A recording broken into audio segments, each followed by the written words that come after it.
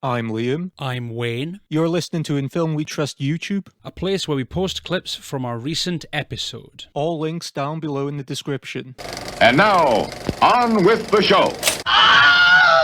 Bit paranoid in the 80s, weren't they, Wayne? It was definitely a crazy time to be alive, wasn't it? The whole video nasty thing. And do you know when the term nasty was actually first used? I believe it was the late 70s. It was for the 70s, but it was actually for paperbacks. The paperbacks? Paperbacks and not films. No, the first time I came across it was films, but what was the issue with paperbacks then? Well, the paperbacks, they were kind of books like James Herbert's The Rats, and a lot of them were animal themed, and they took their influence from 50s sci-fi, 50s, 60s sci-fi. So it's the kind of movies where, the kind of books, where giant animals or rabid animals would attack. Yeah.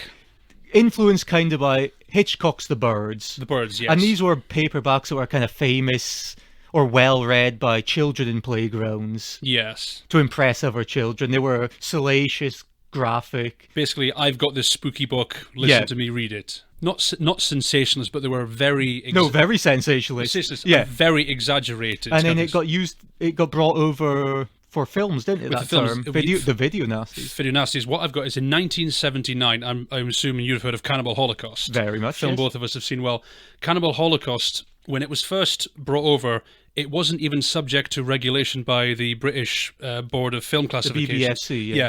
Basically, what happened is in the early 80s, late 70s, a lot of these tapes came over and it was low-budget exploitation films. They were not subject to being screened for the BBFC, so a lot of them slipped into the country. One of them was Cannibal Holocaust. They didn't think it was going to get a classification. It wasn't released in cinemas. It just came out on video, and that's how a lot of these things came about. They came into the country like that. They weren't subject to these regulations. Well, that's the thing. They were almost working with a loophole, because the BBFC, which prior to 84 was the British Board of Film Censors, and what would happen is the BBFC at that time, because this wasn't a legislative power, was it? No. This was just a commission. So videos, when home videos became on the market, they weren't subject to that commission.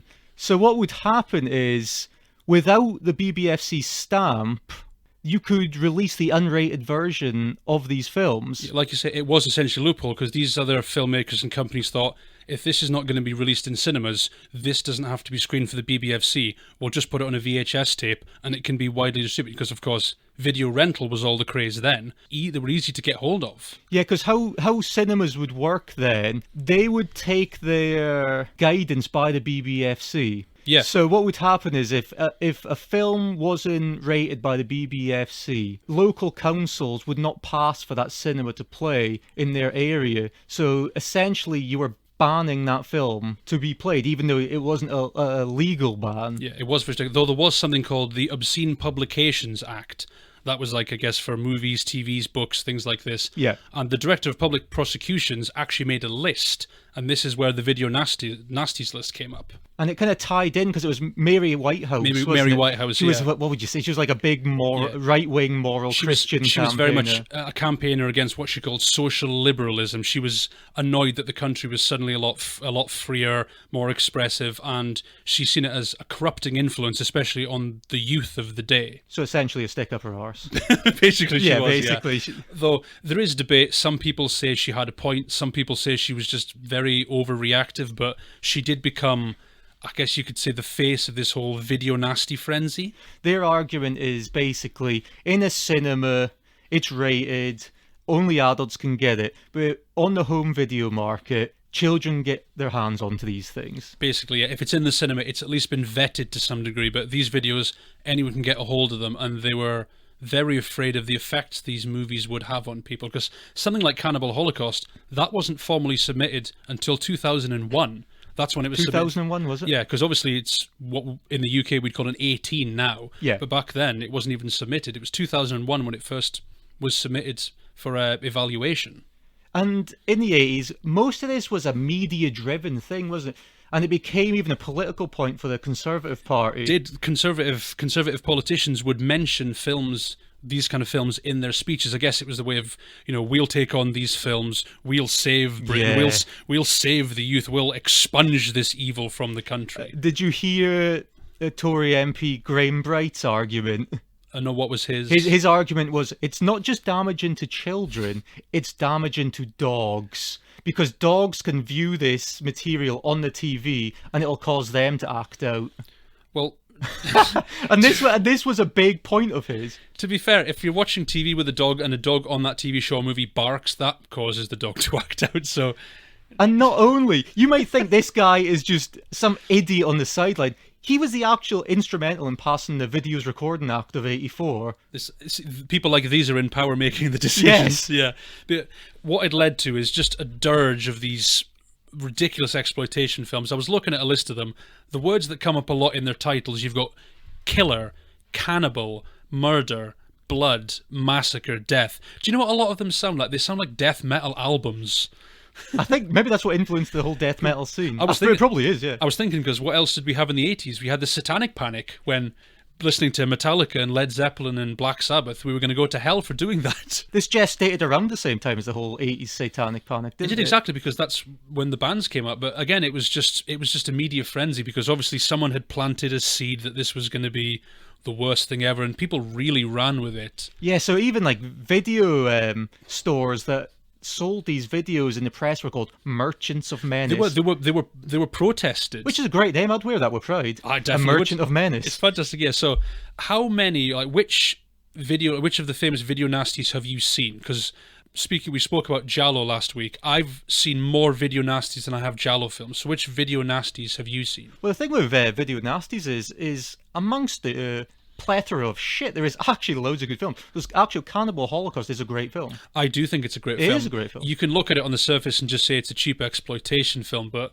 the film itself, especially at the end with the "Who Were the Savages" speech, I think it's a very poignant look at human society. It is. And The Evil Dead, Evil which Dead was as well. one of the most famous video nasties. Yeah, which was on the nasty list, but it was never prosecuted. It was never prosecuted. It was never prosecuted. Last House on the Left. Last House on the Left. I've seen Last House on the Left. That was a great film. I wasn't that big a fan of it. No, what was, about... Was it the comedic part you didn't like? The kind of... No, I just thought it... I remember just found it kind of dull. It's very strange to say, but I never liked it that much. Another one, I Spit on Your Grave. Arguably the most notorious of them all. Which, again, there's things about it I like. It's difficult to recommend it or to rewatch it. Yeah, it's a difficult watch, that one. It is a isn't very It's not fun. It's very, very long and drawn out. They have made sequels and remakes, though, so there's an audience for it somewhere. In 1984, with this Video Recording Act, what happened is, where there was previously a loophole where these films weren't punishable, what happened after 84, when the Tories got to power, the Video Recording Act came legislative, is the BBFC actually had the power now to, if they weren't rated, they became banned. So the loophole got torn apart, didn't it? Yeah, because now you had to have it rated. In fact, I was reading an article from Fangoria magazine, written by Mark Kermode, and his opinion is the whole Video Nasties thing was just a BBFC overreaction. And what happened as a consequence is these nasties became a scapegoat for the problems of the time. So there's high crime and there's unemployment, and they found a way to blame that on the video nasties. Well, if we get rid of the video nasties, then all of these social ills will just go away. Which is one of these things that have happened through time. 50s it was comic books, 60s, 70s it was rock music, 80s it was video nasties, and heavy metal. 90s Marilyn Manson and there always has to be somebody to blame, and if you can get the media to latch onto that, then... But interestingly, what I find funny about it is protesting a movie or calling a movie out, wanting a movie banned, all that does is amplify its exposure. Like the movie, did you see The Passion of the Christ? I did, yeah. Yeah, The Passion of the Christ, I have mixed feelings about it. It became one of the highest grossing films ever. If a lot of folk hadn't protested it, I'm not even sure I would have even gone anywhere near it. But when I heard about the controversy, I'm like, well, this sounds like something worth seeing. Yeah, it does amplify it, and what happens, or what you find is, a lot, even in the video nasties, a lot of these films were far goofier than threatening. I thought that if I go back, I've seen a few video nasties, including things like A Spit in Your Grave, Faces of Death, Cannibal Holocaust as well. If you go back and watch them now, they're just kind of cheesy, silly movies. There's nothing that profound about them, because for me, excessive gore just makes a movie sillier.